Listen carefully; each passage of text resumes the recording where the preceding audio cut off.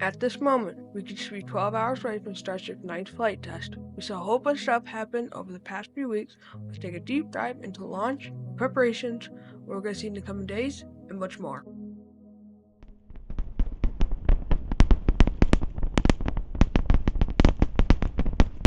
So just a few days ago, SpaceX released a tweet saying the 9th flight of Starship is preparing to launch as soon as Tuesday, May 27th, followed then a few days later by the rollout of Booster 14 and Ship 35 to the launch site. At the time of writing this, the ship has been stacked and no testing has occurred. There may not even be a wet dress or even any tank testing. This is because tomorrow is Memorial Day, and SpaceX launched on the 27th, and that's the day after Memorial Day. And I don't think they can get testing done in the same day.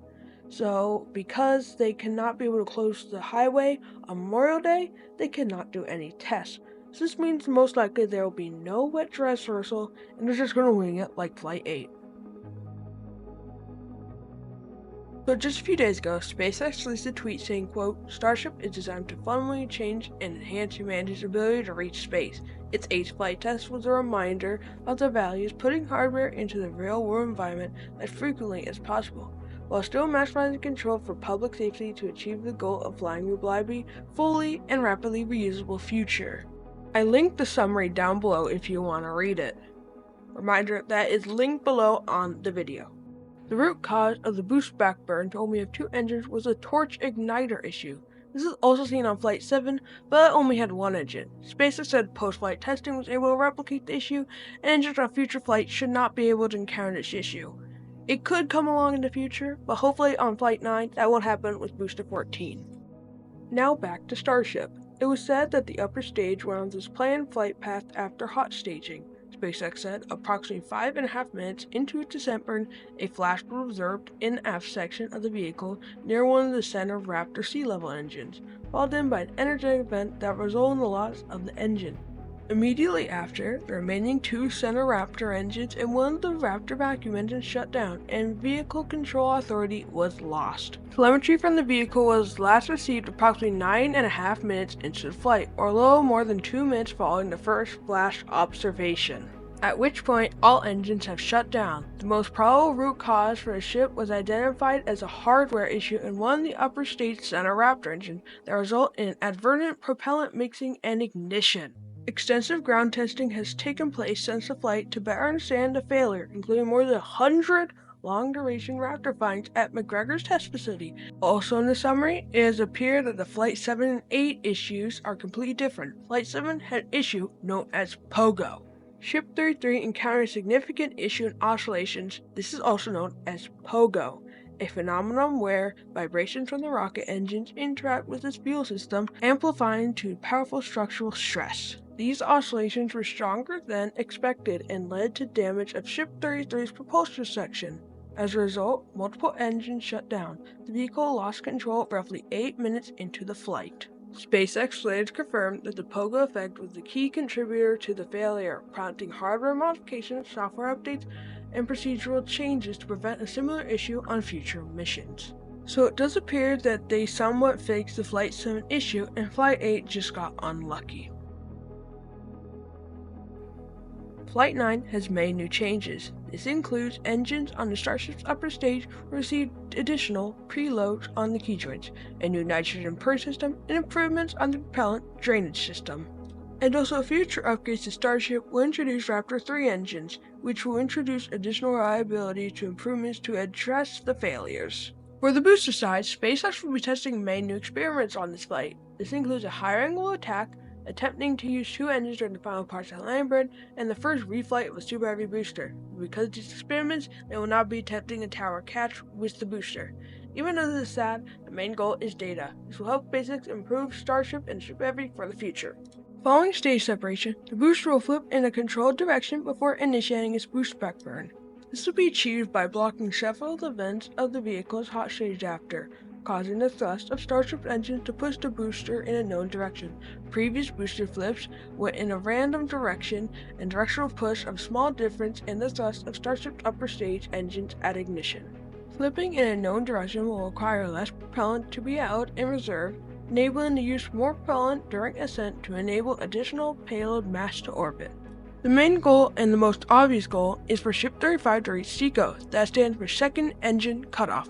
SpaceX was not able to achieve this on the last 2 flights and hopes to achieve this on this test flight. SpaceX will also be introducing 8 dummy links. These are the sites of the next generation Starlink satellites that will fly on Starship. But because of the trajectory, they will burn up in Earth's atmosphere and not be recovered. And also many other experiments on both ship and booster, including many re-entry experiments and other internal hardware changes that we may never know about. So as we prepare for Starship's 9th flight test, let's go over the countdown and procedures that will go before, during, and after launch. Starting at T-minus 1 hour and 15 minutes, SpaceX flight director conducts a poll to verify go for propellant load. Attention all operators on countdown 1. This is the final go, no go for flight 2 of Starship. Again, our T0 is at 7 a.m. Central. Raptor 1. Go. Raptor 2. Go. Stage 1. Go. Stage 2. Go. Copy, go for flight. At T-minus 51 minutes and 37 seconds, ship LOX load is underway. At T-minus 45 minutes and 20 seconds, ship fuel load, liquid methane, is underway. At T-minus 41 minutes and 37 seconds, booster fuel load is underway, followed then by at 35 minutes and 52 seconds by booster LOX load.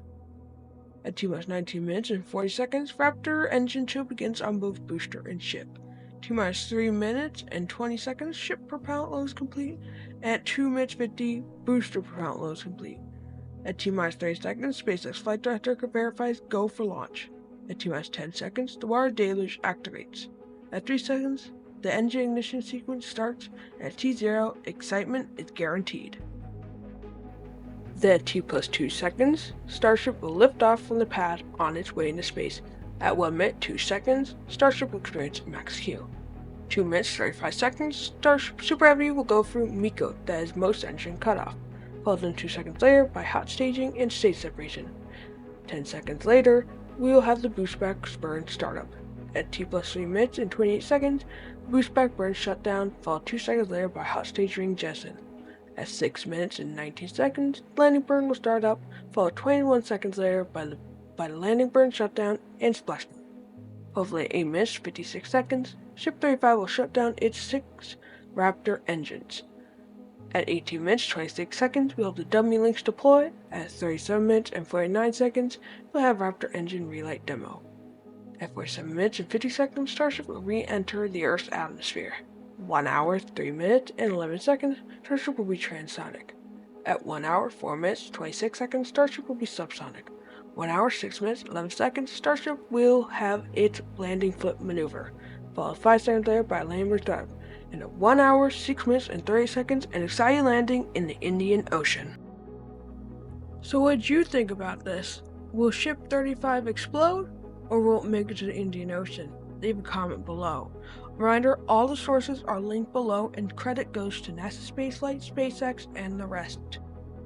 I'd like to thank you everyone. I know it's been a while since I've done a video, but I'm back, and hopefully I'll make a video if Ship 35 explodes, or if we're going to have a successful video.